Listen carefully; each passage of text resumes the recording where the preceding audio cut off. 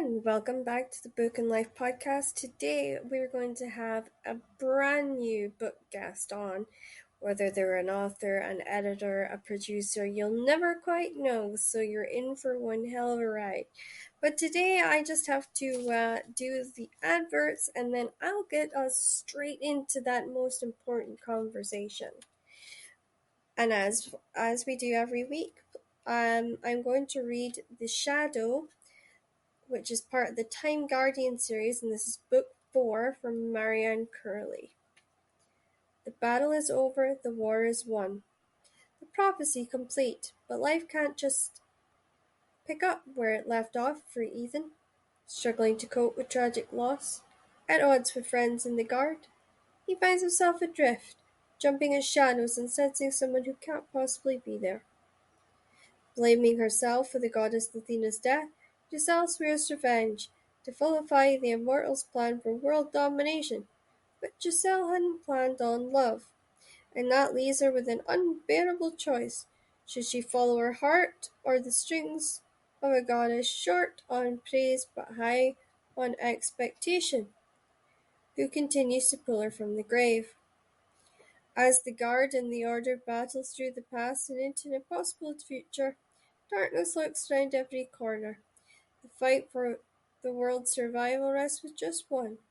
Is it friend or foe who stands in the shadow? And just a reminder that The Price of Freedom by Rosemary Rowan, is being donated to the Ukraine refugee crisis. And here's the blurb for her book. It's one of her Roman British crime series, which was written under her maiden name. All editions can be found online where all books are sold, even her agents donating her commission. Sorry, I don't have the blurb for that, but that's what she's doing. And now, without further ado, let's get you to the guests. Hey guys, we're back with Joey Legend and myself. We've got a podcast where we're going to talk to you guys with no walls up or any rules in place. We're just going to talk to you straight about what it's like for us to do this new fancy contract we've got with Taihan Press, what it means, what me and Joe are working on together, and what we're looking to achieve.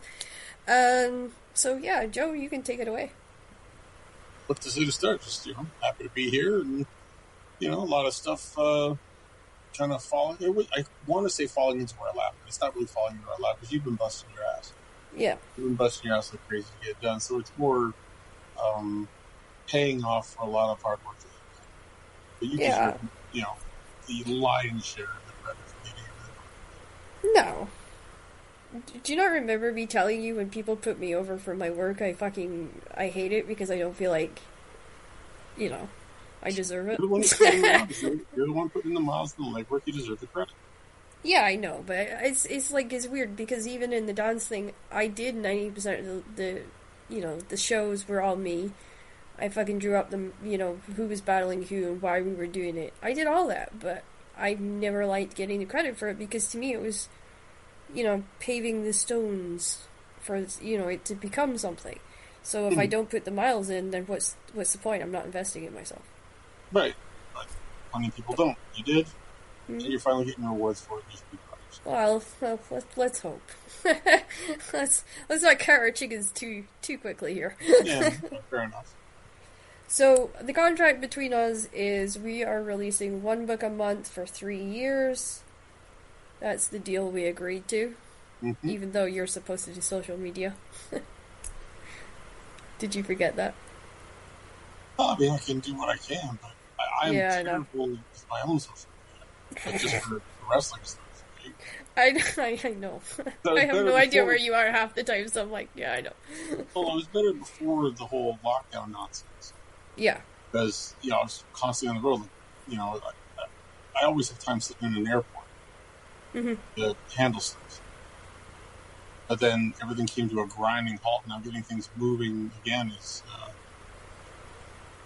it's a chore getting things rolling again. Yeah. Well, I mean, I never did TikTok. I hate that. I hate sticking this old mug on a camera because for so long now I've been in the shadows, and I'm like, I have to do what every day? Like, she's got me doing a video every day, Mhm. and I'm like, you're joking me, right? Like, see when we go on the road because we're gonna do stuff together. They want us to record that and like put it in the video. Right. Well, I mean, Where's they gonna see us sitting in a car? Us talking shit. Like, I've seen people go online and show pictures of their lunch. yeah, I know. Pictures of people on the road, following through on their interests and stuff. It's not a terrible thing. I've watched No. more shoot interviews from that guy Hannibal Mm-hmm. interviewing wrestlers like they're on a car ride to a show. I'm just Yeah. basically sitting there staring at the back of Scott Steiner's head while Scott's answering questions and swearing about people. And it was entertaining as hell, even though it was weird, but it was kind of like I was in the car with him, where they'd set it Yeah, up. so you feel like you're on the road with him, yeah. It was kind of nice. So I can Oh, imagine somebody who doesn't get a chance to go on the road. That, gives you a little bit more of that experience. It's kind of cool. yeah. It's just, because, like, I had to explain it to Ian. I'm like, I gotta do videos every day. And he, he just sort of looked at me like, eh? Because, like, me and him because I've just gotten to that point where I'm not recognized anymore, which is great. Because I was actually enjoying the whole not walking into a shop and not being recognized. Um, and now it's kind of like flipping it and having to go back to the days of when I can't just walk in the shopping center with him because somebody's going to see me and I'm going to get approached or what you know what I mean, like. Mm-hmm. And it's so weird because like the dancing stuff is coming back now because I am doing the videos. Right. So like my I broke the fourth wall with Marcus on this one, so I may as well tell the story here. But there was a story about we were at jump off and there was this really asshole kid who just wasn't very respectful. And so we came up with the idea to make him come in front of everybody, right? Okay. So there's a video circulating now from 2000 and I can't remember when we did that.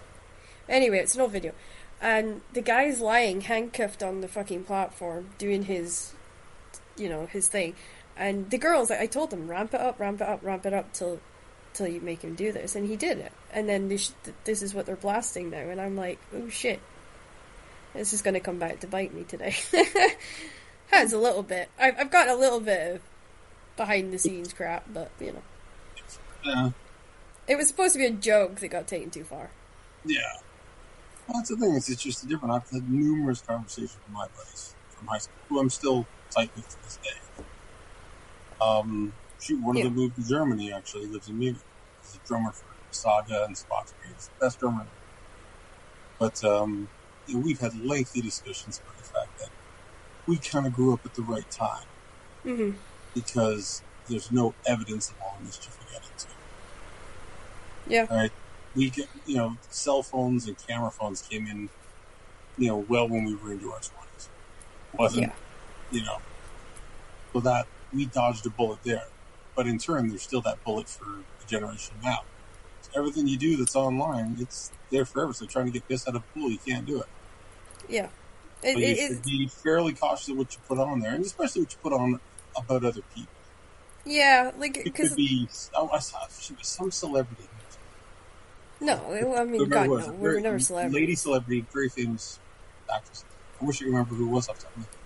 I saw the post today. She was saying, remember when you were a kid, you were in school, and you did something stupid, and everybody laughed, and you felt like dirt, and 3-4 days later, something else happened to somebody else, and everybody forgot about your thing, and your life went on. Yeah. Now, update it now where you did something stupid, somebody got it on video. It never goes away. Now, 3 days later, somebody else did something, but to get the heat off them, they rebroadcast your first video to put the heat back on you. Yep. It haunts you forever, and you can't get out from under it. You can't make people forget. Because, as they say, everybody makes mistakes. See, I thought I was being smart. You gotta try to be extra cautious about what you're putting on, just for other people, because you don't know how deeply you might be scarring them. Well, I know the kid left the dance style No, he left. He left dancing completely. I believe because I got accused of shoving him out the door, which I did Mm. because he broke the rules. And at that time I was big on respect. I'm not now, but back then I was because I'd Well, been doing it for a while. if it's gonna ruin your business, you've got to handle Oh, it. no, it's not going I to ruin my mean, business because I'm out of it now. But yeah, no, no. But the point is if you're running the business and somebody's doing something to ruin it, you got hmm to try and get that to stop. I mean, if you yeah, listen to Jim Cornette in his podcast, he talks about almost everybody in AEW and most of the WWE locker. When he gets hot, he screams and yells. But he wants to throw him screaming out of a helicopter and everything. He feels they're doing a disservice to the business that he worked very hard to bring a yeah, certain amount of legitimacy to. I understand when he gets his kind of tits in a tangle and feels that all his work was for naught. He did all his work to build up the business, and then these people come along and cutting it off at the knees, and he's just staring there watching his baby die. I can understand why he's upset about that. At the same time, I don't know which way to go after things like that. yeah, Because I mean, like when I see as Cornette would call them outlaw mud show wrestling, when I see guys doing this crazy stuff and they're hurting themselves and doing it for pennies, they're doing it in front of 10 people, but a million people see it online. hmm I understand the attraction of getting it online, and oh my god, a million people saw my thing. This could up my status. It doesn't. it At doesn't. least No. not for WWE. WWE laughs when guys send them videos of them doing stupid garbage match stuff. They laugh at it, and hmm it hurts your chances rather than helps. Maybe AEW's different. Maybe they like guys who take risks. Who knows? Who I knows? mean, I mean, The Hardys made a career, out of and doing it, yeah. after that Omega thing where they were doing crazy bumps and Foley jumping off the roof and everything. So guys have made careers out of it too. Talented guys, good guys. But those guys could tell a story though, Yeah, but there's no and they reason had to star suggest that power. there was no reason to suggest at the time that they could. There was Yeah. just guys going out there and hurting themselves because they thought it was. The fact that they were willing to learn is great, and I'd like to think that most people going into the job would be willing to learn and not want to leave the job in a wheelchair. Yeah. But right now, it's just about getting that pop, and promoters aren't helping when they're doing, every match on this show is a gimmick match. Well, then nobody cares. Nobody cares about the characters. Yeah. Like, you never buy a ticket that says hip or a T-shirt that says hip toss. No. You buy a T-shirt of the name of the character because you cared about the character. Look at Mick Foley. He was mid to upper mid card and occasionally danced at the top of the card to put somebody over, to put over Undertaker, to put over Shawn, to put over whomever. Dwayne, yeah. And then when he fell off the roof with a cage and said, "I can't do this shit anymore. Like, I'm going to kill myself," and my kids are freaking out. He decided to make himself a character, put a sock on his hand, made people care about him, and all of a sudden he was a main eventer all the time, and they made him world champ 3 times because people cared about the character. Then the perception on Foley wasn't, can't wait to see him fall off something. It's going to see him going, oh my god, I hope he doesn't fall off something. And there was so much more, More emotion to it. A better energy from the crowd on that. They were happy when he didn't hurt himself. Yeah. That's my problem now. Like, I look at dancers now, and I'll get asked. People send me stuff and say to me, "Oh, why doesn't the crowd react to me?" And I'm like, "Because you're doing all these tricks. You're not putting anything in that anybody's gonna." It literally now is, "Oh, look at the tricks I can do." Yeah. It's the same problem. It's the same problem Yeah. you guys have got. We've now got, and I'm like, I'm just too old for this shit. To me, I've watched bits and bobs of it, and a lot of it just looks like a very expensively edited version of Jackass. Yeah. And so I guess you're saying dancing is kind of in the same way. Well, it is. It's. I mean, because when I look at the Apache stuff that's coming out now, it's more back to my roots. It's more back to how I learned. But then when I get videos from other kind of younger talent who have sent it to me because they want genuinely me to tell them why they're not getting a reaction from people, and it's stuff in a studio, so there's nobody there to react to it anyway.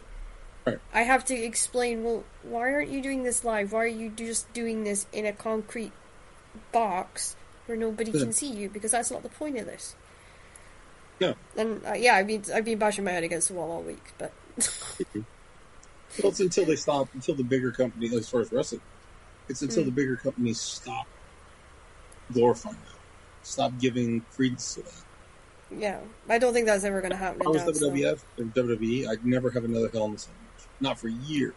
No. Because now, every Hell in a Cell match has to have somebody fall off the top. If you don't, crowd feels they've been ripped off. But now the guys Well, will say, all right, they well, did in that last one. I'll go and, but yeah. Is anybody talking about it? Yeah.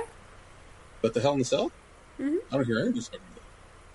Not the Well, way they did they're with the time talking they about it fall off. because the guy bled in it. Essentially, Finn Balor got hit in the head with the fucking ladder in 14 stitches. They just stapled him at ringside. That was at Mania, right? Yeah. Yeah, because there was a legitimate injury. Mm-hmm. It was a legitimate. It wasn't like he took a blade and went. It was. He actually got hit in the head with the ladder and split himself open. Yeah. And then they spent 10 minutes Cornet. putting staples in so he could continue the match. So no, which was, drives home the fact that it's a physical thing, but at the same time, but then they don't show something deadly and dangerous has to happen. Yeah. Whereas before, but to be fair, how many times has Edge thrown a friggin' ladder at you and not hit you in the head? Is my point. It was just a fucking. No, I'm misstep, not saying anybody's to blame. Like, it's just that they have to do, especially because it's Mania. They got to go for extra. They have to do extra dangerous and showboaty stuff because it's Mania. Everybody's gonna bring their A game, which is fine.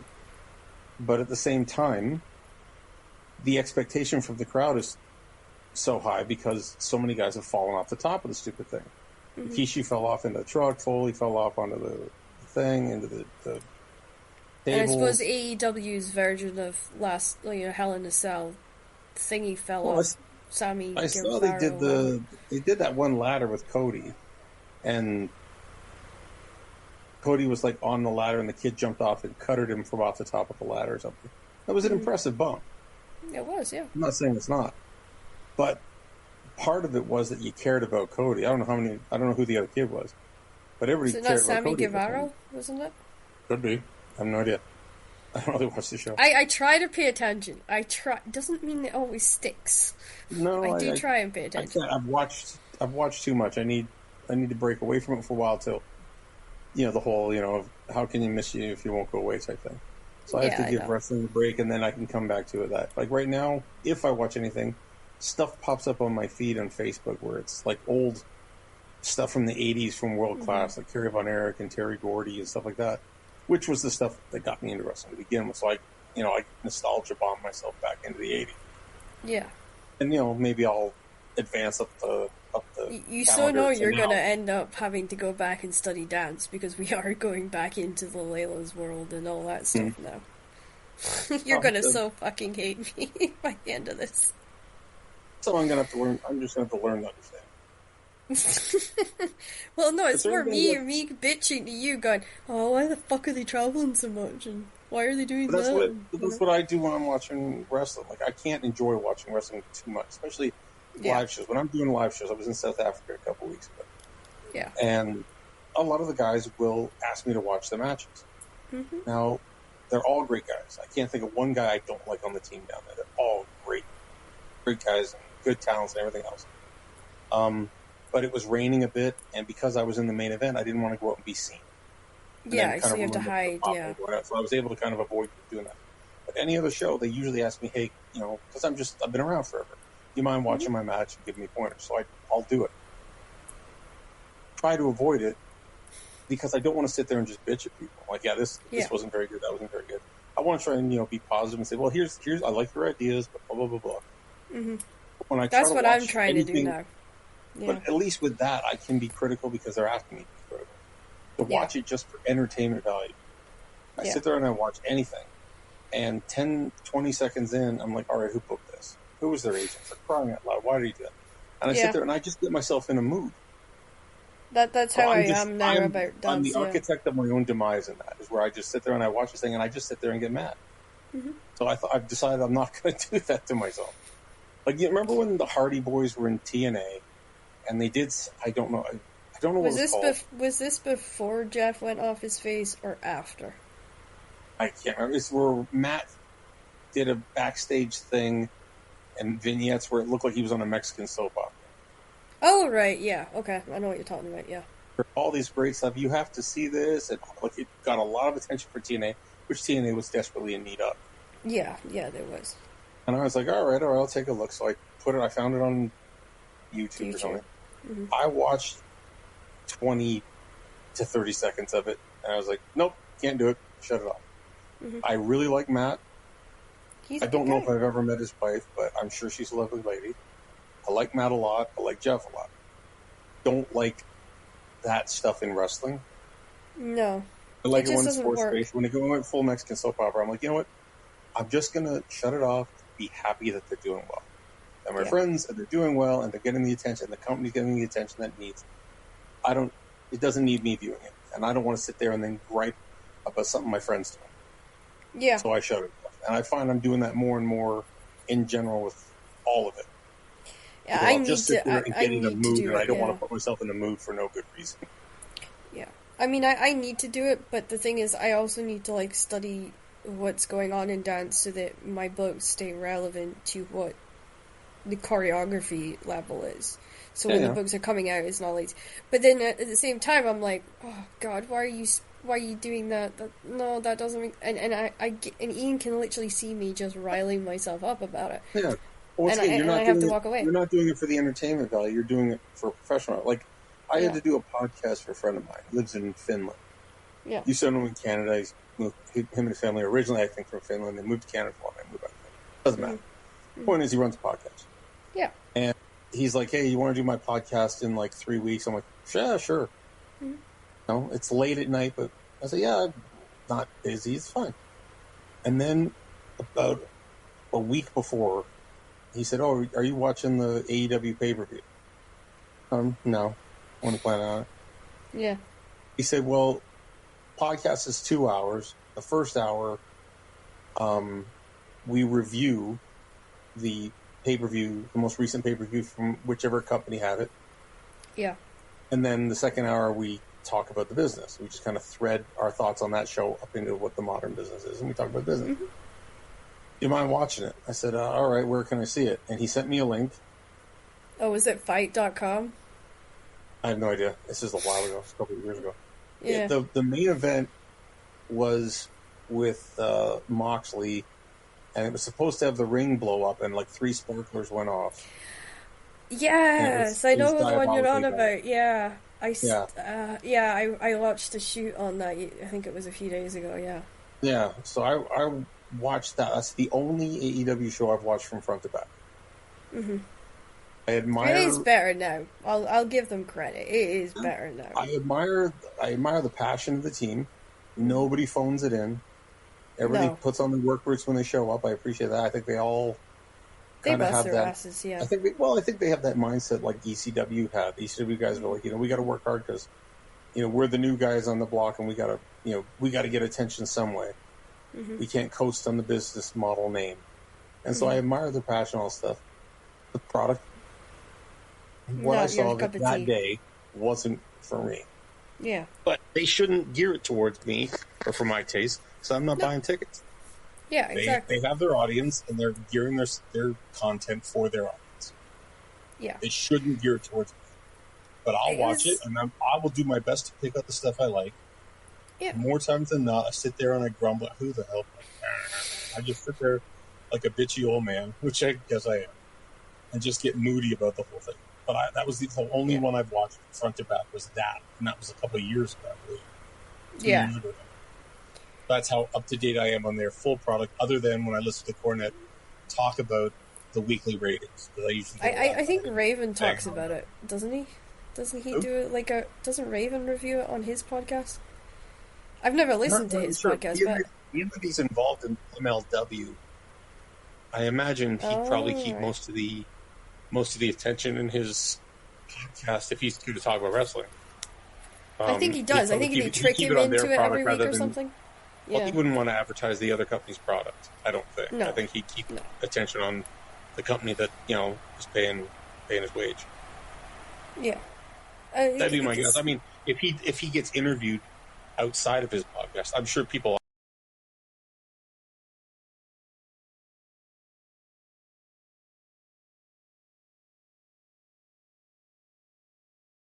other people who are really inside the business, yeah, yeah, it's or weird like that when he those kayfabe commentaries videos. I mean, the whole yeah, prospect of that was somebody's going to come and interview him on specifically camera. the inside of the business, so he Yeah. knows going in he's going to talk about that. But No, I to don't be think he fair, if you've ever volunteers watched business any of inside them, stuff. yeah, if you've ever Sorry, watched any of them, it's you kind it's of great. you see how his mind works, but then you also get the funny stories that kind of just there. It's a lot like when you're writing with me because I go off on a tangent sometimes, and you have to go, Crystal, come back over here. You know, like it's weird because I can see a lot of how his mind works comparing to mine. If you know what Well, I mean, because I yeah, got brought in the old way of the dancing where I wasn't studio, I wasn't technically in school. So I had to learn that shit on my own, thrown in the deep end at 13 years old. Like, it was the same well, for him. He went a month into wrestling school and then he was right into the business. So it's, I well, get where he's a he smart comes from. guy. Yeah. But also, they put out one video because I used to co-host this one wrestling podcast that was based out of Ireland, Hmm. and we talk about whatever was in the business at the time. I watched more stuff, so I had a more in-depth opinion. Yeah. But then he got a deal with that kayfabe commentaries that they'd send him a stack of DVDs to review, so that he'd Right. burn them and send me copies, and I'd sit and watch them. And I was like, "Yeah, don't send me Get any you to do wrestling." it. Yeah. Well, no, I said, "Don't send me any wrestling matches. I don't care if I have to see the match, but I Yeah. would like to see the interviews. I like seeing those kayfabe commentaries. I love seeing like the one with Jim Cornette interviewing Bobby Heenan, and it's Yeah. more entertaining than any wrestling show I've ever seen. Like Hmm. when Bobby Heenan is so witty that he can make Jim Cornette the straight man. That's amazing. It That's how is. witty Bobby Heenan was. It's an amazing trick. Yeah. But there was one with Raven, and the thing was called Guest Booker. I saw that. They've had a few. They had Gary Hart. He had him. Okay, here's Guest Booker. We're going to give you a time frame, a 1 or 2 year time frame. You're going to book world class wrestling, but there's no Von Erichs. How would you do it? How would you make money? And then you listen to how the guy would book, and apparently he's brilliant with booking, Gary Hart. I But can't remember who forced me to sit down and watch that, but somebody did. Yeah. they have one with Raven, and they said, Hmm. okay, you're in ECW, you're booking ECW. Kevin Nash and Scott Hall leave WWE, but they don't go to WCW to start the New World Order. They come right to ECW. Book them for a year, leading from when they arrive for 1 year into the first pay per view. Barely legal. Yeah, that was right. And Yeah. as he was going through, well, here's what I do, blah blah blah blah blah, and he's just kind of doing this off the top of his head. But everything he says, in my mind as I'm listening to him, I'm going, you know what, I do this, and then he says the exact same thing. Yeah. And like we had a very similar mindset on how we'd structure things, building up into barely legal. So that's why I think he and I get on as well as we do, because I think we have a similar mental structure as far as how wrestling should be booked, like from the match, from a match to a card to an angle to a long term angle. We have Yeah. the very similar mindset on how to broaden things out. I mean, don't get me Watch wrong. it, When you'll get a great insight on how to get territory over, I've seen it. how to I've get a seen it. I'm wrestler over. pretty sure somebody pulled me aside and said you're going to fucking watch this, and I can't remember who it was. That was just bugging the shit out of me. But So if people who are watching this or are listening to this now get a chance, go to there's a lot of fans that listen to this, so yeah. That's fine. But if you get a chance to go to Kayfabe Commentaries or find a copy of it, it's the series is called Guest Booker, and it's Raven booking Scott Hall and Kevin Nash in ECW. If you want to understand how booking works, how constructive, proper, long-term booking works by somebody who knows what the hell they're talking about, watch that video. You will come out more educated. See, I like the fact that video. he explained why, right? And this was what I did when I went to 1PW in England. I was all ready to explain, well, this is why we're doing this with the promoter, and the promoter could give a fucking rat's ass. Like, he didn't care. I spent fucking a week tanning my hide to write this fucking brilliant show, and the guy didn't care, because I gave him the matches he wanted, but I gave storyline. And then the fucking company folded before it ever really took off, which pisses me off. But that's the point. They're But no, back like, now, aren't they? yeah, they're back, but I don't. I was gonna reach back out to them, and then I thought, no, because if I go back writing wrestling, it'll drive me mad very quickly. Because it's all UK people. There's nobody coming over, so. There was But a bunch of somebody, ex-New York. Could be mistaken. I thought I'd read that they had John Morrison, a couple other. they had the guy that did the storyline with John Cena and that girl. They did like this whole Kane kept beating him up, and John felt bad, and then John ended up kissing his girlfriend thing. I can't remember his kid's name now. Fuck.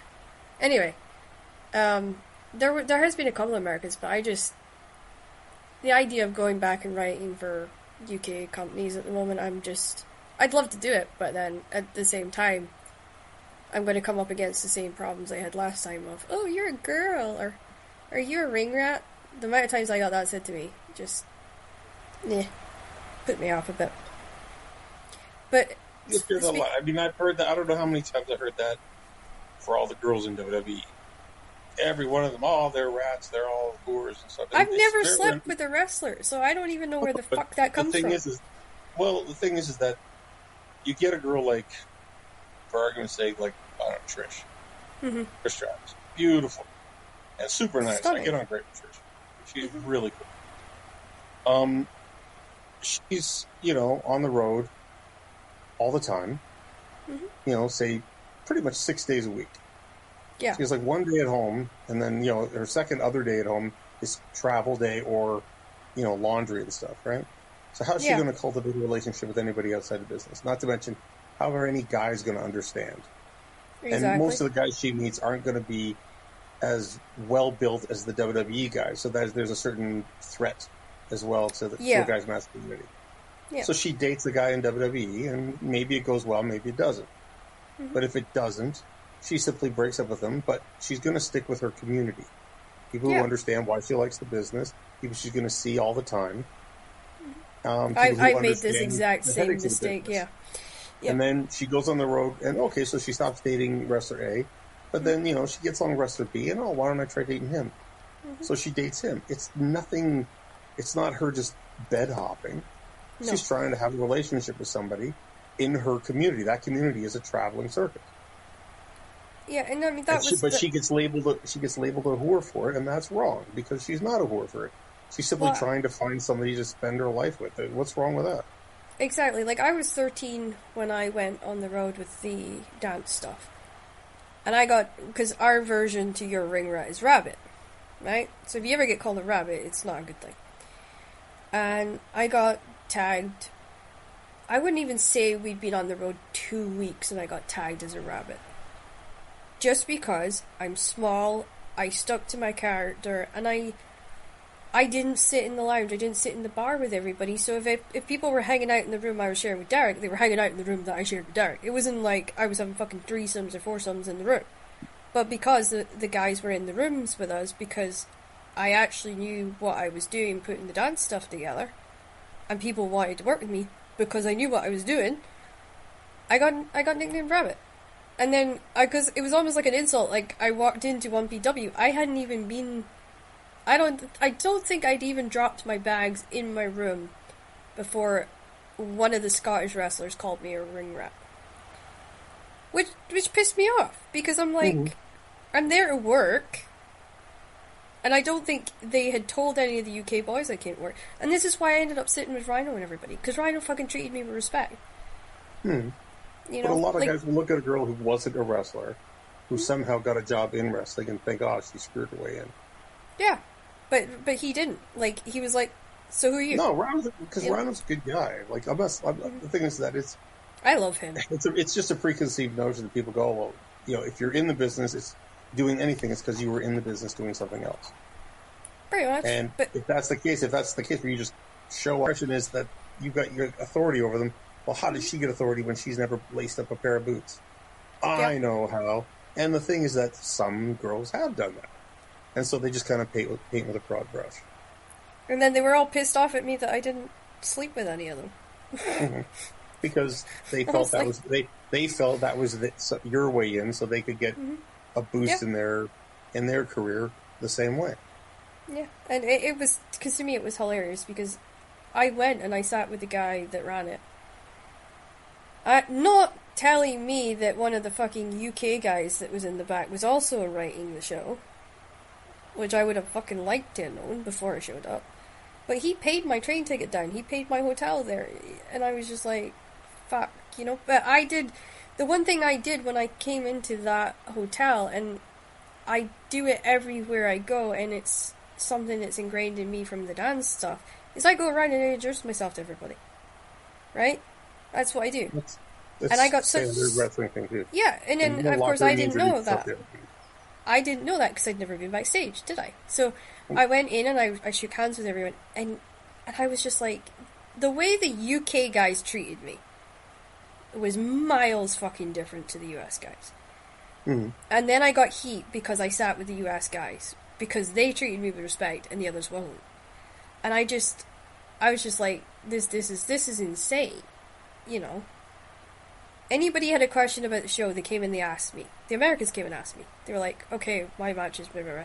And I says, I wrote the storyline, that's it. You make up the match, you do what you want. This is what we have. And that was how I worked. And I think it was very eye-opening for me to go from the dance world, where I got a lot of shit for being smart, to then going into wrestling and thinking, oh, they'll at least respect me for being smart, and then realizing, shit, no, they're not going to respect me for being smart, because they look at me, they see a size 0, and think, oh, there's a slut, you know? I don't know. It was a bad experience. I wish I could redo it. Have a better experience. You're kind of in a no-win situation. If you go and you sit with the foreigners, oh, she's being a mark for the foreigners, what, she thinks we're not, on par. But then if you go and sit with the local guys, oh, what is she, just blanking the foreigners? What is she, we're spending a lot of money on them. They're the draw. Why aren't she spending time with them? So you're kind of in a no-win situation now. I was in a no-win situation from the minute I got there, so. Yeah. But so just, I've learned, and now with COVID, you remember when I introduced you to Jump Up to begin with, and there was actually the dance battles and the rap battles and everything. So the pandemic shut them down, and I was talking to the guy that runs it, and he goes, Kit was my name when I ran that storyline. Not my favorite character. And he was like, oh yeah, Kit, you could come and you could write for us. And he wasn't gonna fucking pay me. But he wanted me to come and write for him. He wanted me to write the shows for him. He wanted me to set it all up. And I'm like, too old for that. I'm not fucking traveling from Stirling to London to do that. Mm-hmm. But that's the rest of the business, too. Yeah, but the thing is, I've been in dancing for so long, I should have that respect. I can't offer you any money, but I'll pay, but, you get great exposure. Yeah. And it's like, that's great, because my rent is 4 exposures. Right? I know, dumbest thing ever. That's why when I'm teaching my students, like I got various schools I teach at a lot. Yeah. And I always tell them, like, one of the 5 big principles in wrestling is get paid. Yeah, and it's funny because I didn't do that until I met you. I don't mean to say you got to treat promoters like puppies and you got to train them. Yeah. But you have to remind them that it's like they'll treat you like garbage, and if you won't do it you don't love the business. Well, there's your word. I've gotten hit. No, but the word business. The word business implies professional. Mm-hmm. You're getting paid. If it's a hobby, you don't get paid. If it's a business, you're getting paid. Yeah. So when they say I don't love the business, like, well, I love business because I'm getting paid. You're asking me to treat it like a hobby. Yeah. So because that's it was happening. weird when me and you started working together. I still did like the odd fucking show where I didn't get paid. I was retired and I was like still going and acting like I was in my 20s, going and setting up the show, and it wasn't until I spoke to you and I'm like, what the fuck am I doing? I've been doing this since I was 13 years old. I was 21 when we met? Okay. Give or take, I think. And I thought, I've been doing that for what, 8 years? 8 years. Yeah. And I'm still getting treated like I'm the ground floor girl. Right. And I thought, like, if it wasn't for you and then meeting Rhino and kind of him, I'd probably still be doing that bullshit because I thought I have to prove that I love the dance industry. Like, no, I don't have to prove that anymore. I'm too old for this. And the thing is, everyone gets on to me about being retired, but I retired because I can't do my style with another dude because I have a husband. And there is that kind of element of, he doesn't want to watch some guy throwing me in the air and grabbing me by the crotch and holding me up there. Like, boundaries, people. Like, I've been explaining that a lot lately. You have a life outside of it. Yeah. You have to be respectful to that, and be respectful to your fellow. And that's the thing. Like, you would expect him to be respectful to you. You would expect him not to go to a strip joint and be feeling up strip. Exactly. To be fair, we have gone out and both said, "Ooh, she's hot," but that's just us. If he were to go out without you and spend a whole evening monkeying around with a stripper, you'd be hot about it. You found out later.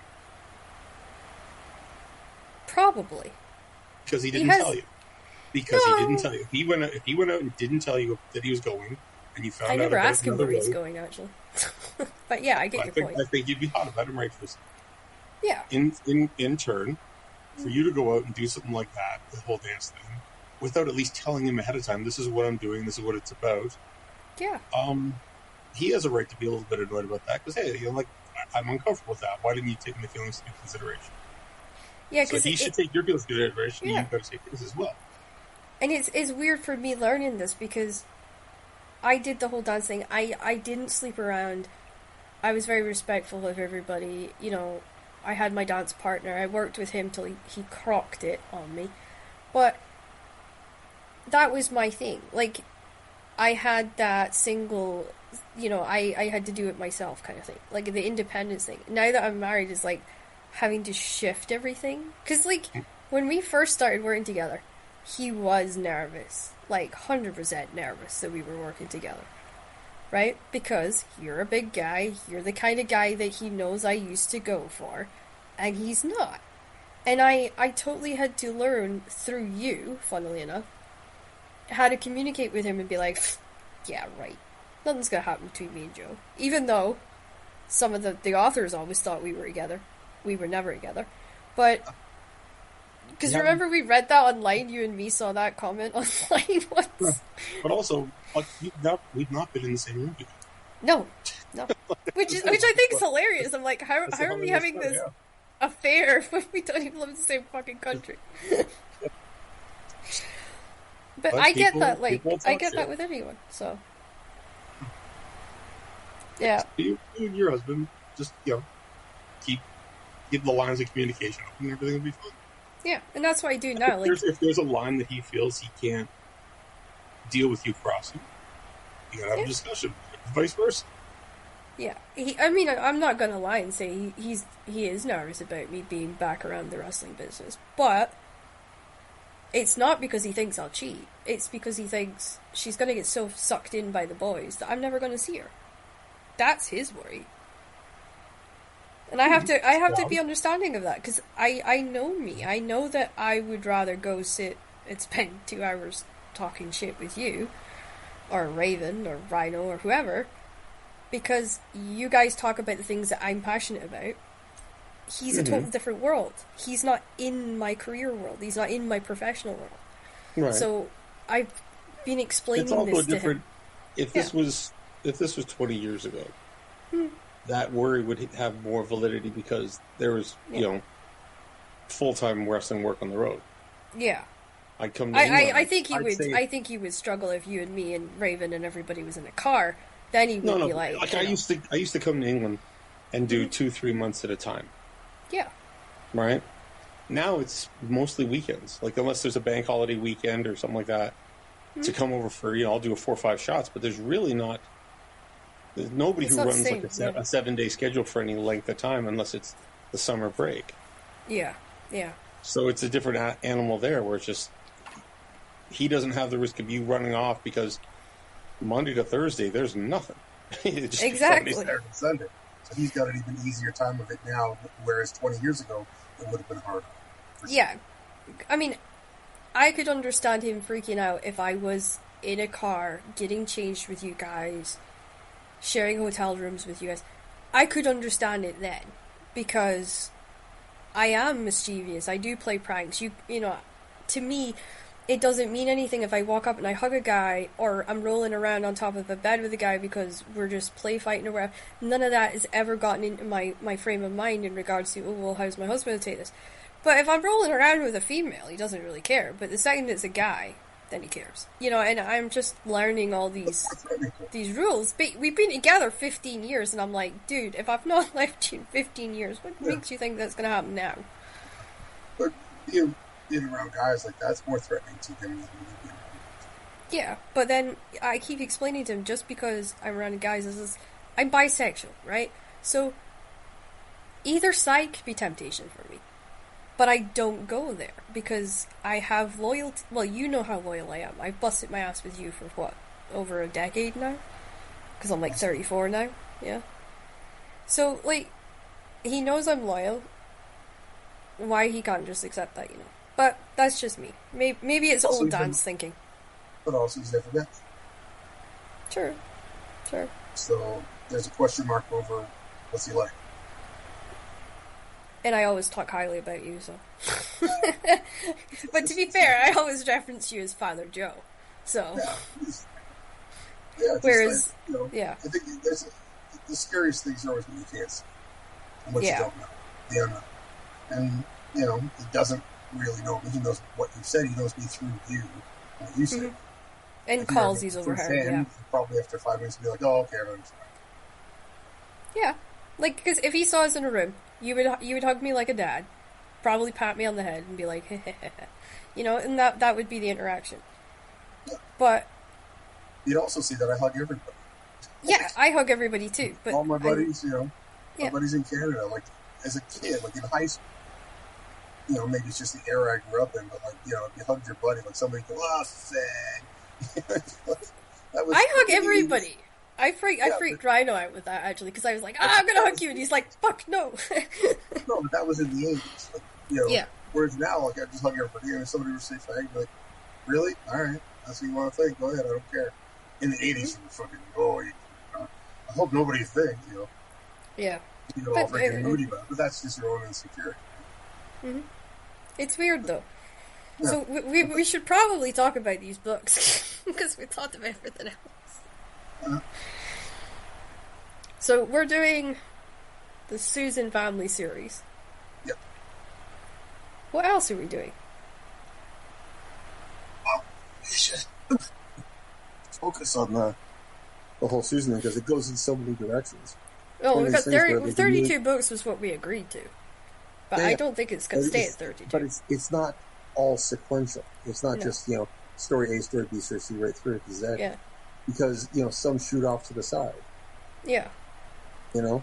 So it's kind of interesting. It expands out almost like in a web format, yeah. You know? Because I'm supposed to do videos about, like, creating the characters. And I have been. Like, I told the story about how, you know, you used your personal life and your, you know, your wrestling as your inspiration for Charlie. And then how we ended up choosing Raven as the inspiration for Harold, for instance, right? So, like, I'm doing all those videos, but it's so weird to me because I've just finished Layla's. Oh, by the way, I had her beat the crap out of Marie in that. Marie beat her up in that one. Maybe I have to go back and edit that out. I just realised that. Crap. What? I had Marie snapping, and they all decide to confront Layla in the ring. And Marie ends up punching Layla because she loses her cool because Layla's not being very helpful. And Marie ends up hitting her over Harold, and there's like this thing in the ring corner, and I was like, No spoilers. No, it's no spoiler, because like, you know, you see it fucking coming the whole book, but I'm just thinking maybe you have to go back and edit that a little bit. I can know it, but you know, if you want to move books, you can't be giving the story away too much. Yeah, well, I'm not giving it all away, but yeah. We're gonna have to cut Harold's book in half, by the way. Cut it in half. Yeah, it's huge. We're coming up to 200,000 words, and we're not even at the finish yet. Perfect. Raven promo. Perfect. It is. Every time I write that character, I have him in my head, and it's... See, like, I never realized how awkward it was going to be after writing Harold and then sitting with Raven and actually talking to him. No, we talked the other day. Yeah, because, like, a couple of times I had to remind myself, this isn't Harold you're talking to. Like, in my own head, I had to keep reminding myself, like, this isn't Harold, this isn't Harold. Because it's so easy for me to, like, slip back into that world when we were writing something else. It was weird. For like the first 10 minutes, it took me a while to kind of get the gears rolling onto something else. But in my head, I'm playing out all those scenes that I have with Marie and Harold, thinking, I hope to God he never reads any of that. No, but I remember when you banged on about the Harold stuff for a while.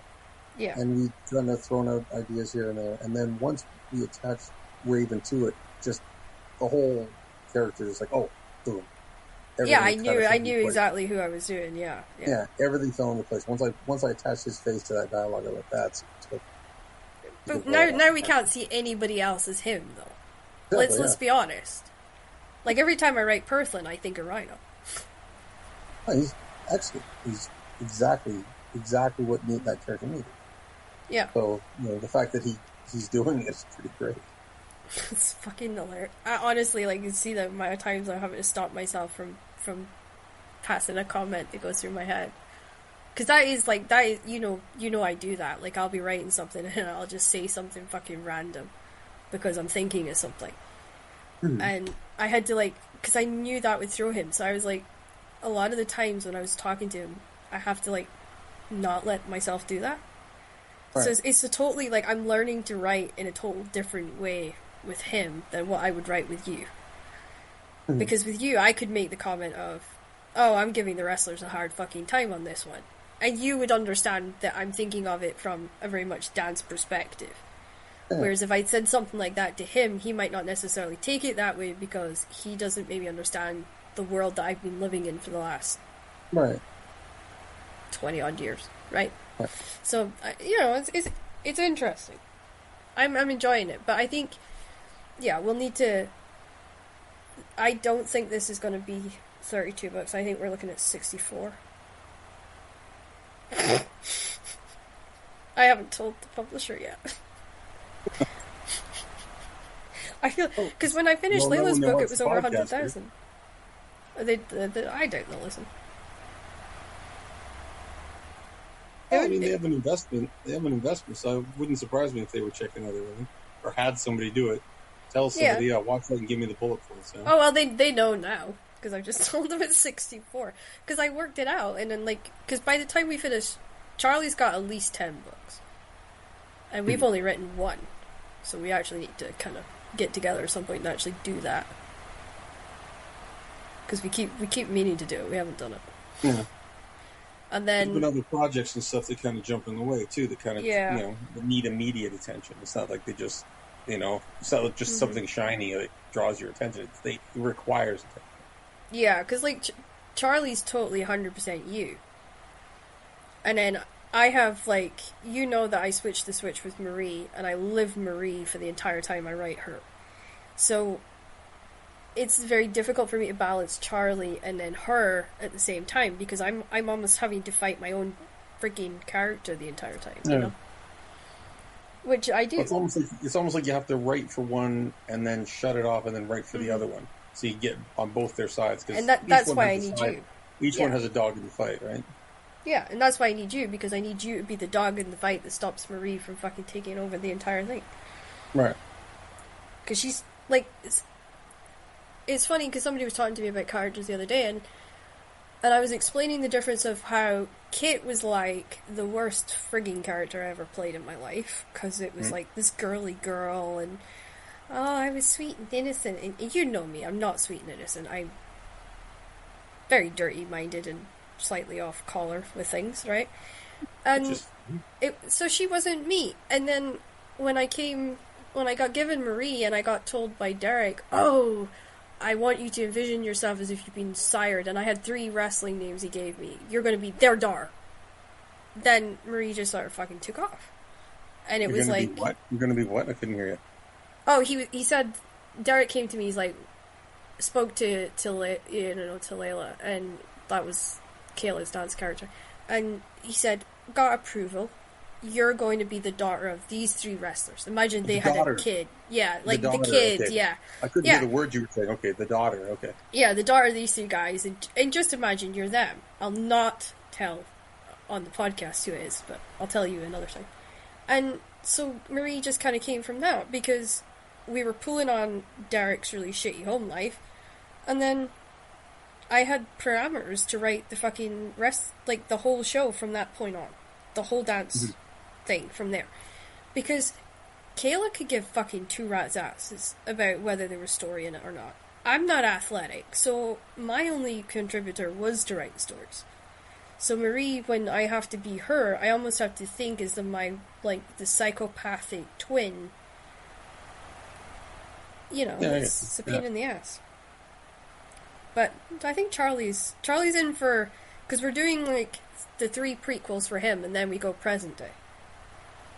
Right. So, yeah. But I'm thinking... We need to do, in the next book for Charlie, cover how things got so bad between Charlie and Harold. Like, actually dig into that and think of something to, like, actually explain why it's gotten to that point. Yeah. The way it all flushes out, honestly, yeah, the structure of the whole storyline thing is almost like the MCU. It is a bit, yeah. Yeah. That's weird. I never noticed that till you said that. Yeah. It just kind of struck me now, like, I don't know why, but... Yeah. As you were talking, I was like, oh, yeah, now that I think of it, you know, things kind of going offshoots, but they all kind of thread together at the end. Yeah.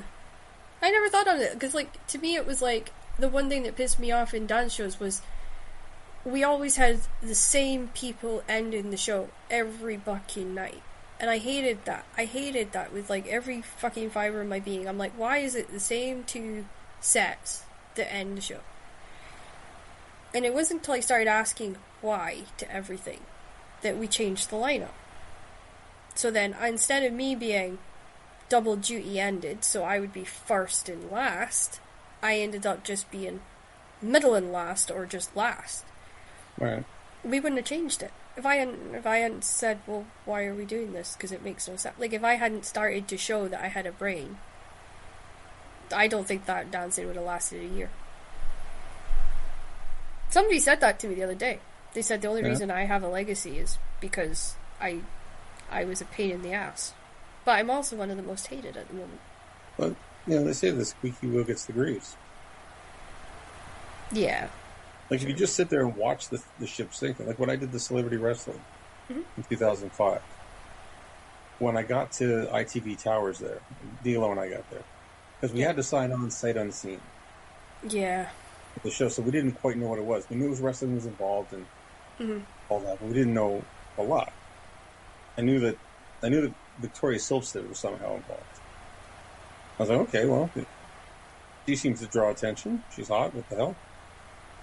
And so we got to the ITV Towers, and they sit us down. They said, okay, well, we're excited to have you here, and blah, blah, blah. Very, very polite, very nice. And they said, here's what we're going to do. Here's the sketches, and here's the drawing of the game towers. Yeah. And I was like, game tower? What are you talking about? And so I looked at it, and I say, okay, so we're going to get these celebrities, we're going to give them wrestling-type gimmicks, and you're going to train them. And then D'Lo's going to have a team, and you're going to have a team, and then they're going to, you know, compete in these games. And looking at the towers, like, oh, so it's gladiators. And, like, it was like in the movies when you hear, like, the record skip, and everybody drops their cup and stops, you know? I said, you can't say that. I had the same reaction when I called people out for my stuff. Yep. Yeah, I've been there and done that. I was like, what do you... I was like, what's the problem with that? They said, you can't say that's a BBC property and we're ITV. I said, well, I mean... You can call it whatever you want. You can call it date rape if you want. It's still fucking gladiators. I don't know what to tell you. And they said, well, you know, we we've done focus groups and tests, and we believe it's going to be a success. And look, I'm going to tell you right now, I'm in.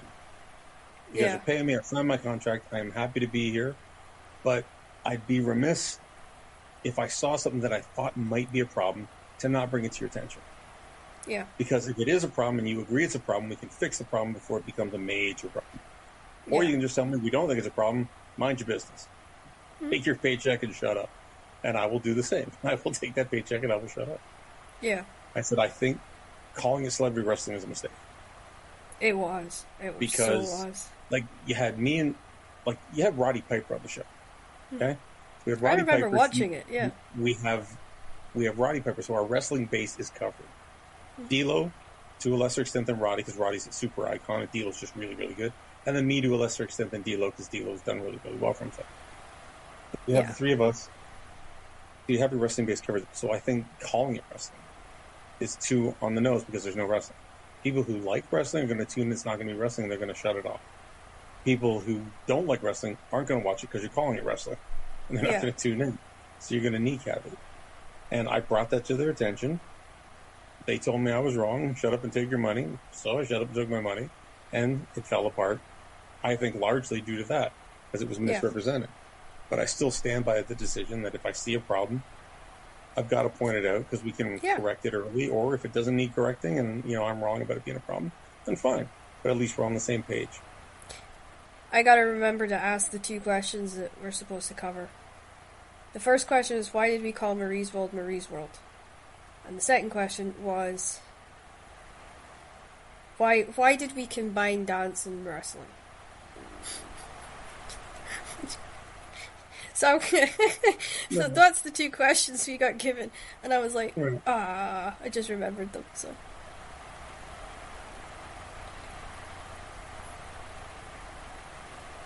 Oh, dearie.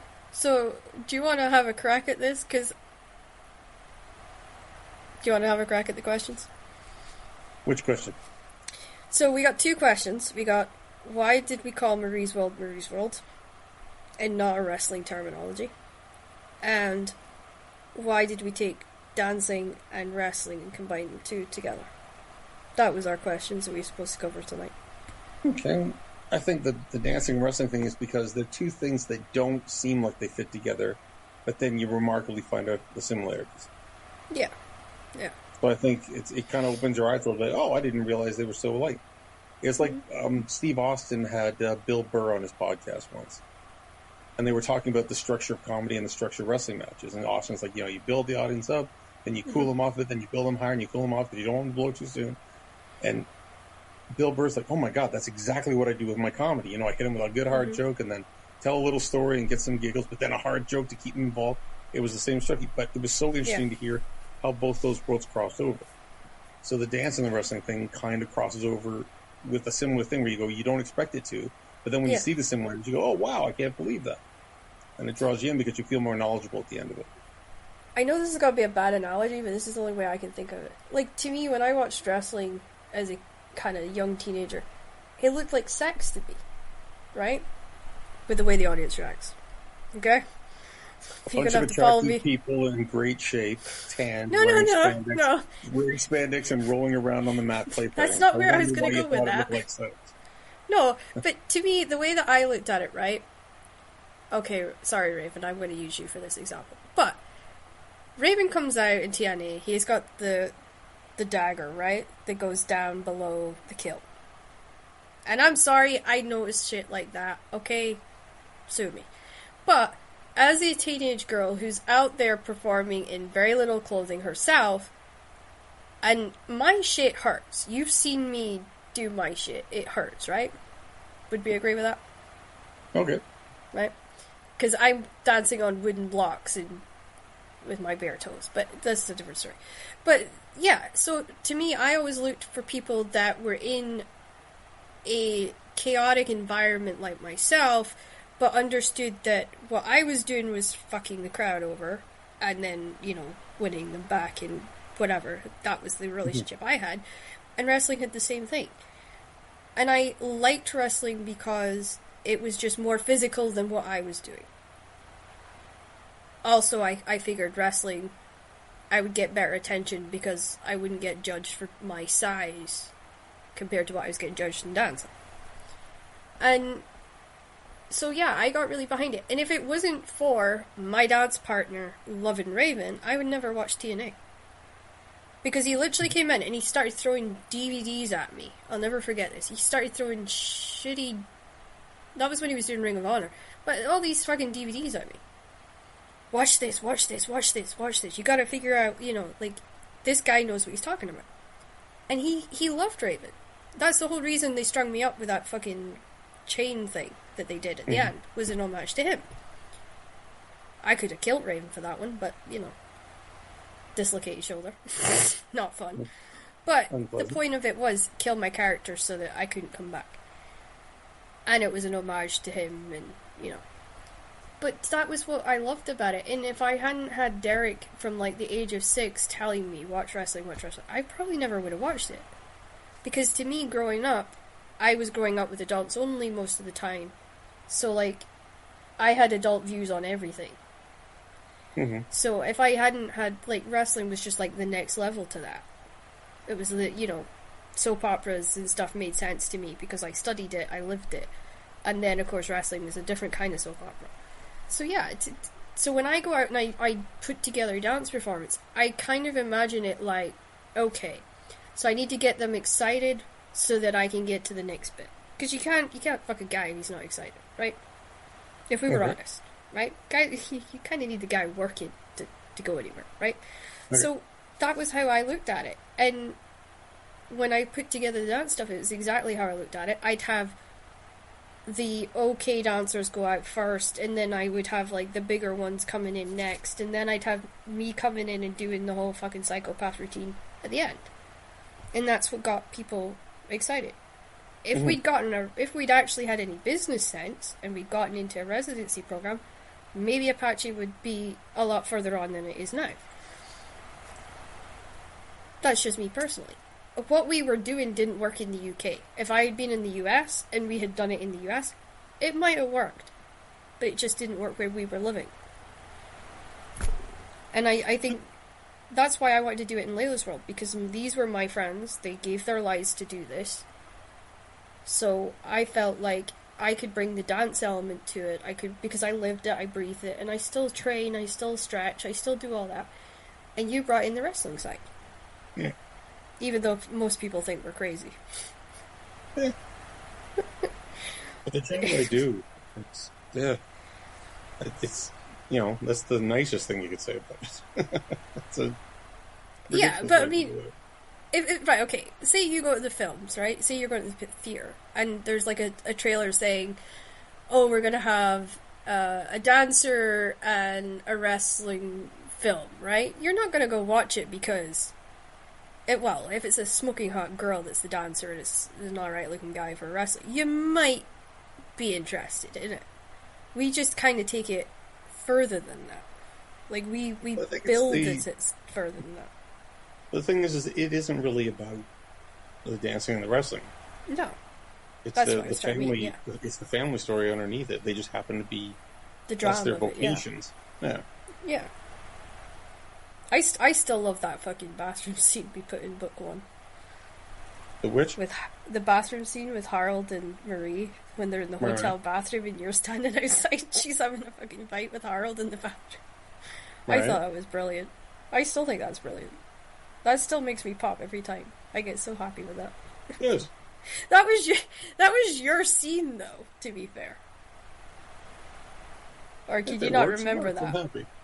Yeah. No, I mean, if it works, it works. I'm happy it does. Yeah. But even if I, contribute more or less, it's still, both our efforts. Yeah. I mean, it was extremely hard, though, to try and kind of think, if I had to jump boat from being a dancer and I had to go into the wrestling business, because say you were my dad, and I just suddenly get fucking thrown in at the deep end, how would I survive? And I thought, well, actually, I probably would survive, because I would just take everything I've learned from my world, which is all psych-based, and I would just implant it in yours. Right. That's how I do it. So once I got over that, I could write it, but I still feel like I didn't quite give you guys enough justice, though. I still feel like I let the side down a little bit. But did we answer both questions there? No, the other one was why we called Marie's World Marie's World. Go ahead, hit it. I don't know. I can't remember why we called it that. It was your idea. Was it? Yeah. Oh, jeez. I have no excuse for a loss of memory because I've only had 2 concussions. So. I think largely. Yeah. It's because the whole thing kind of hinged initially from Marie's involvement in everybody else's life. She was the linchpin that everything else kind of moved around. Other stories branch out from there, but ultimately all the conflict starts when she arrives in the scene. Yeah. And I quite like that because I hate books when you pick it up and you only get that one perspective. I don't know if you feel the same because you're reading more now than what you did when we first met, but like I always get bored of reading the same character's thought pattern the whole way through because I'm like, well, what's the other guy thinking? Mm-hmm. Like, how does the other guy feel about this stuff? Like, and that used to frustrate me. Now, since we've done our book, point of views have actually increased. So we're now seeing more books coming out with like multiple different character points of view, right? That's down to us. Okay, we didn't have a hit bestseller, but major publishing companies have looked at what we did, liked what we did, and is kind of just gone, I'll take that. You know? Yeah. And to be honest, like I said, with the Marvel thing, following a format that's as successful, I mean, Marvel technically is the most successful film company in history. Yeah, 100%. They've never lost money at the box office. No. And they have several billion-dollar franchises. Mm-hmm. So if we're going to inadvertently, I mean, it's not like we plan to, but if we inadvertently follow that kind of blueprint on long-term story structure, I don't think we're doing a bad thing. You know, there's worse kind of blueprints to follow. Yeah. I mean, when I did it, I wasn't thinking, oh, we gotta do it this, you know, I wasn't thinking we gotta do it this way. I was just thinking we need to allow the characters to talk because otherwise you just think Marie's a bitch the entire way through and you don't understand why she's doing what she's doing. Mm-hmm. Like, I knew we had to find a way to let other people have a voice. But you also have to hear the other people's voice so you know why they don't just say, oh, you're a bitch, piss off. Yeah, but that was the biggest thing we came up against. So you know what, I need to speak to her about this. I need her involved in this, that, and not just say piss off. We have to know why they're like that. It's not just because, you know, like in so many stories, it's just because that person is the centerpiece of the story. So for some reason, everybody puts up with them. Yeah. And I didn't want it to be that for us. With multiple kind of perspectives, then you understand it more why people would. I mean, how many people do you know where you're friends with them and other people can't stand them? Actually, quite a few. Exactly. Because I'm a lazy person. But my perspective is this person's like this, but I understand why they don't like this person. Yeah. Like, I could always see it, but I'm just too lazy, yeah. Yeah, but it's very real life. I think people can identify with that. And I think everybody has that one friend that, you know, they can't put on speakerphone. Oh, God, yeah. I have this friend, I was actually just thinking of her the other day. She was a stripper at the club that was named after me. And she always started every phone call with my stripper nickname, which I am not going to repeat. Because if I say it, I know somebody's going to tell the boys and it's going to go around and I'm not going there. Okay, yeah. But like we started the conversation with, be careful what you put out online. Yeah, exactly. Yeah. And so, yeah, and she would always say, hey, blah, blah, blah. How are you doing? Are you fucking anybody lately? Like, that was always how she started a conversation. Yeah. And I knew, because if I was with a set group of people, like my family, I couldn't have her on speakerphone. Because then my dad would be like, wait, what? Yeah. You know? Because he thought I was this special virgin little girl, and I wasn't. Yeah, you know. And that was what it was like for me. And then, but yeah, like, now my dad knows I write erotica, because he bought my book, by the way. Oh, okay. Summer of Him. Okay. Which you know who I based that on, right? Yeah, that's very sweet of him to do. I mean, even though the subject matter is going to make him uncomfortable, that's super supportive of him to do. Um, it's different. Like if you were my dad, okay, I would be cool with it because you get the performance industry. I think it's been very eye-opening for my dad to learn about all the secret stuff I was doing when I was younger, because he had no clue. Like he had no clue that I met wrestlers, you know, in different areas, or that I went and I danced, or that I trained strippers, right? This was all news to him. But when I got the sepsis and I got trached, my mom just sort of stooged everything to him. Yeah. Which I could have done without, by the way, because you can't have an argument with somebody holding up a whiteboard, okay? It just doesn't work. So then it was like, my dad came down for a weekend, and we had to actually sit and go over stuff that I never talked about before. And then he was like, how did I not know you were doing this? And how did I not know you were doing, you know, how did I not know any of this? And I'm like, well, I didn't want you to know that. And he's like, is that why you're so close with Joe? Because you can sit there and you can tell him stuff? And I'm like, well, because Joe doesn't judge me. He's seen it all in his line of work.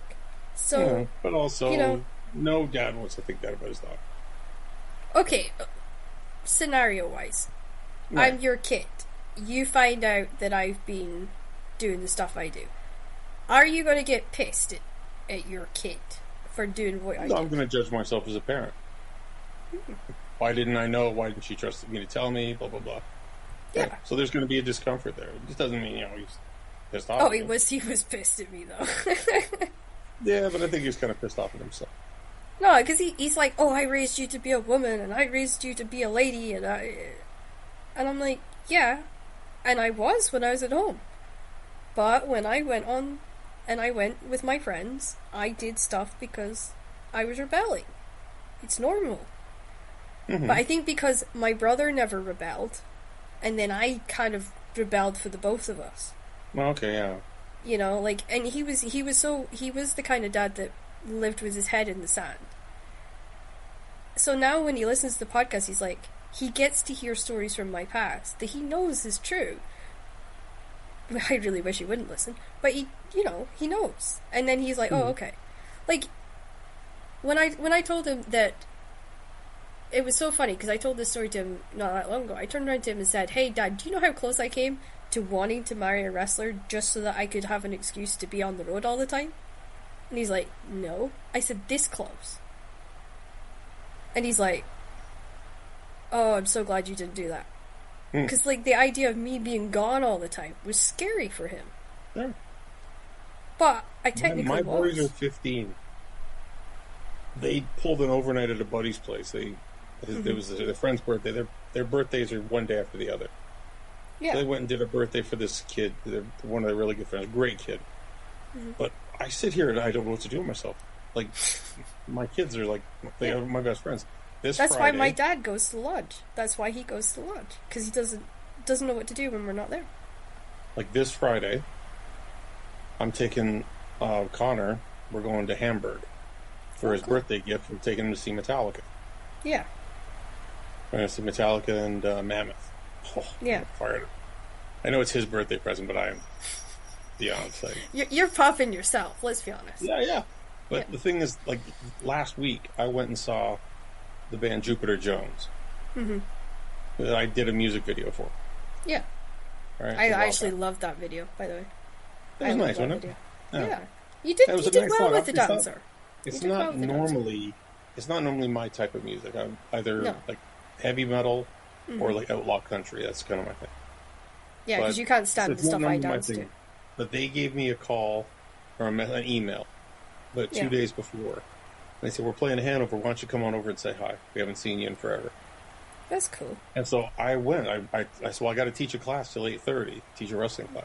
They said, it's okay. Our opening act goes on at 8. We go on at 9. Yeah. So it's the same place I saw my buddy. My buddy's a bass player for Anvil. I went and saw Anvil.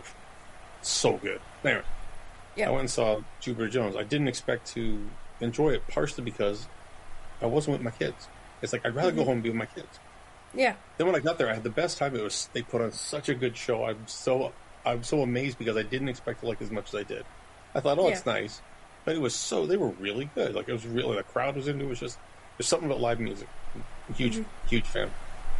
But in the I've back only of my ever mind, been to one concert. I don't know why I'm agreeing. I've been to dozens and dozens and dozens. I know. But and like I say, Metallica this week. This will be my second time seeing Metallica. Yeah. But part of me, even though I was enjoying myself, was, man, I wish the kids were here so I could, talk to them about this. Like, look what the drummers do right now. This is great. Look at that. Like, that's what I love about you, is that you do put your kids first. And I think completely. If it hadn't been for my mom stooging on me, my dad would never had the relationship we have now, where I don't keep secrets from it. Like, you should have heard his reaction when I said, hey, I'm going off to work with so-and-so wrestler. And he's like, are you getting in the ring? No. Are you going to be in the car with him? No. Okay, then, he was happy. Like, he is terrified if I ever go on the road with you guys, because he either thinks I'll end up getting you all killed, or I'll get us all in jail. Because you know what my mind's like. But that's a different story. But also, wrestlers, just road life has a reputation.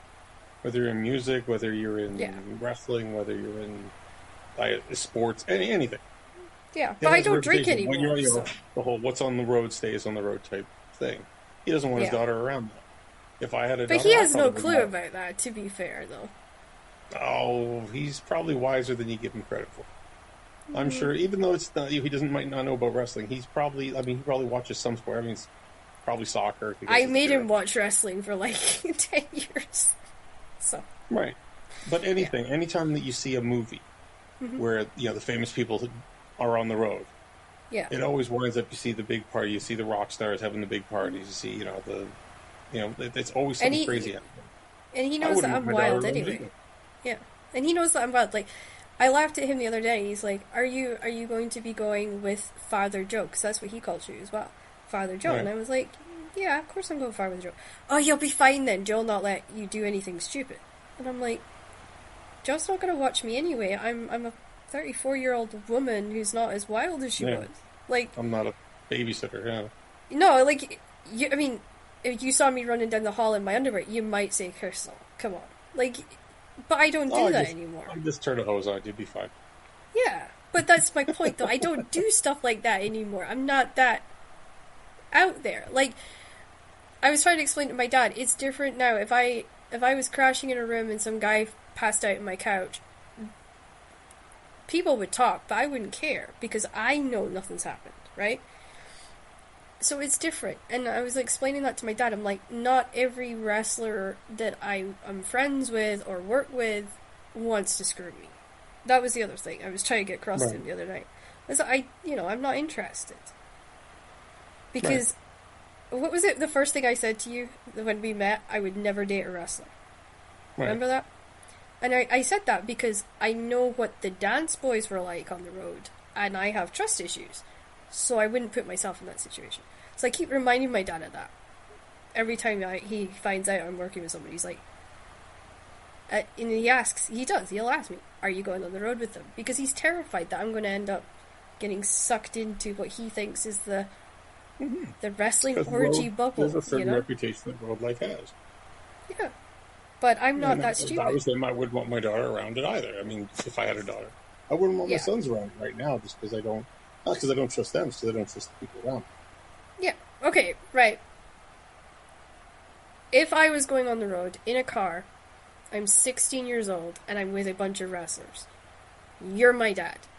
I could understand you freaking out. Right? I could get that. You don't have kids. No. Fuck, right. I am not looking forward to that. Your kids are your kids forever. Yeah. You do know we're trying for kids right now, right? Good for you. It's the best thing I've ever done. Being a dad is easy. Second best thing I ever did was get my hips replaced. First best thing is having kids. Yeah, see, right, okay. I want this cleared up. I got my jaws replaced, and I thought, oh, this will be the easiest thing in the world. I was like, fuck. Having my jaws, did you not remember the state I was in after I got them done? Fucking, and then I got the sepsis last year that, it's like, well, no, it's 3 years ago now. I still wear those scars. I feel like I am one of you guys now because I got all the scars to go with it. I'm not doing bad on the scars overall. I got a few over my eyes here. Yeah, One but you've from never England, cut one as from much. Nigeria. Yeah. We got a scar here from Toronto.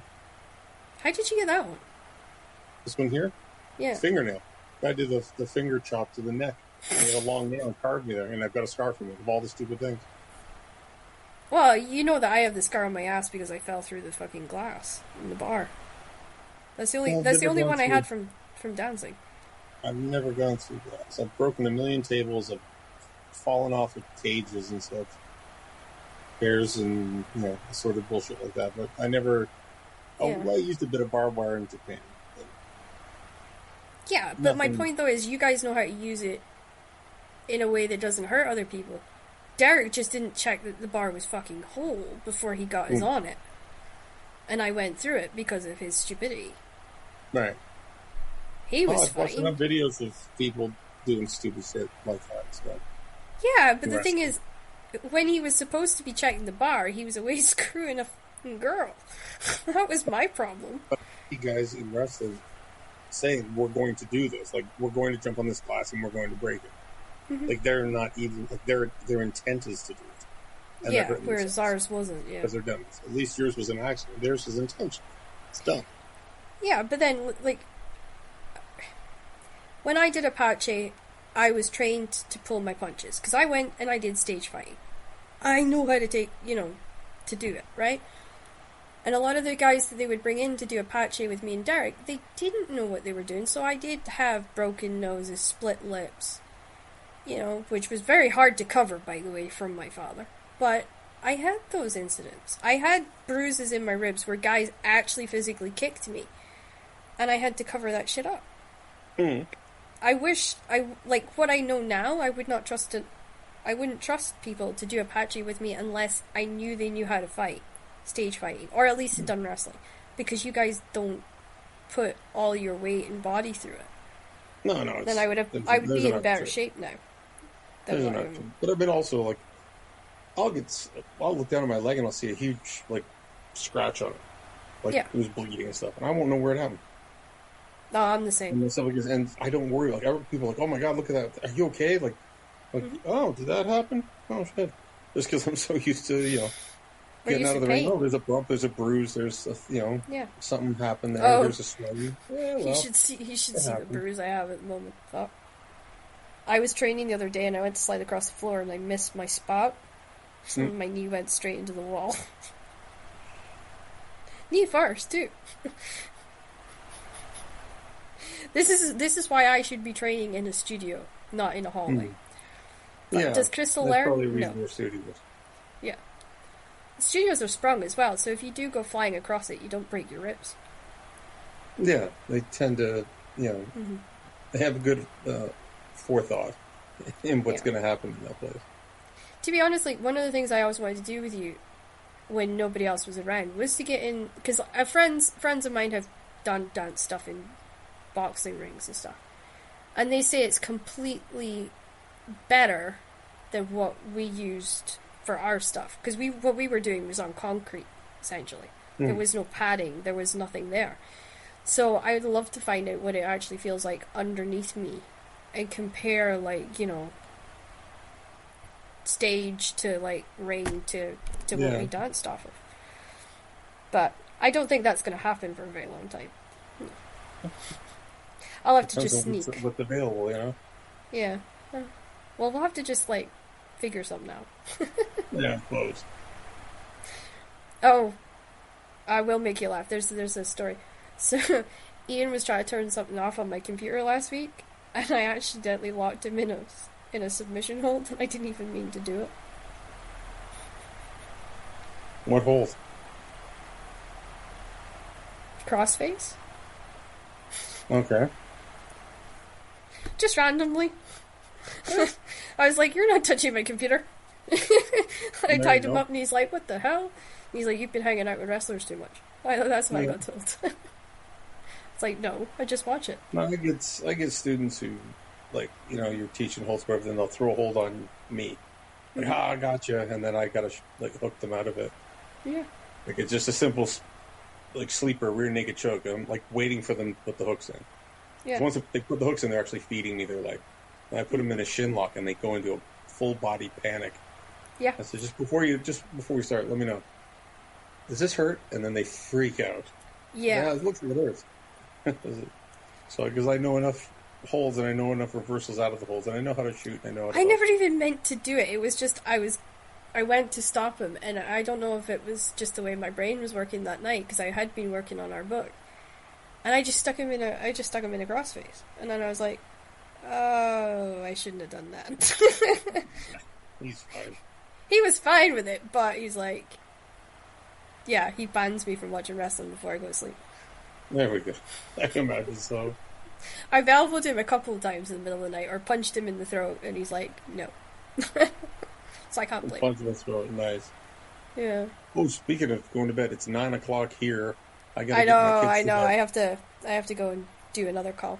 So that was us. We talked about the contract, kind of, and we talked. Sort of, yeah. Danced around. Yeah, we sort of talked about other stuff, really, didn't we? Yeah. Yeah, but I'll just stick this out as it is, because. Sure.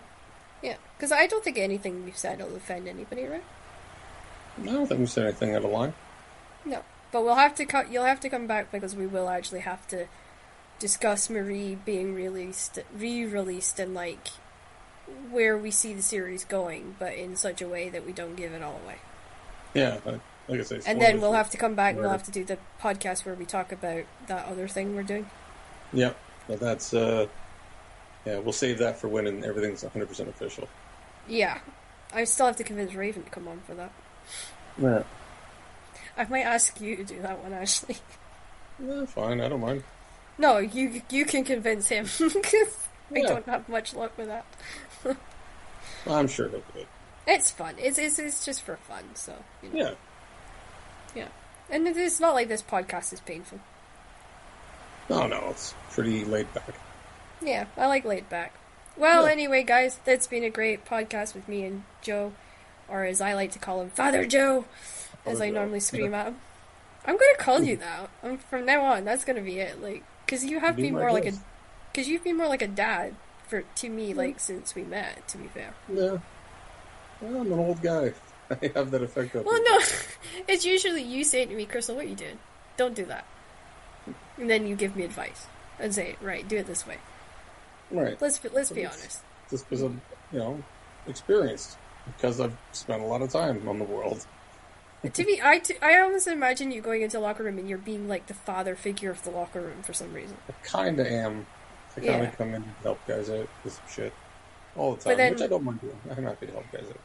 Because I was laughing in my head last night. I was like, I wonder what it would be like if I just was a fly on the wall and sort of you had Raven, you in the same room, because you're about the same age. So like, who technically gets father figure on that one?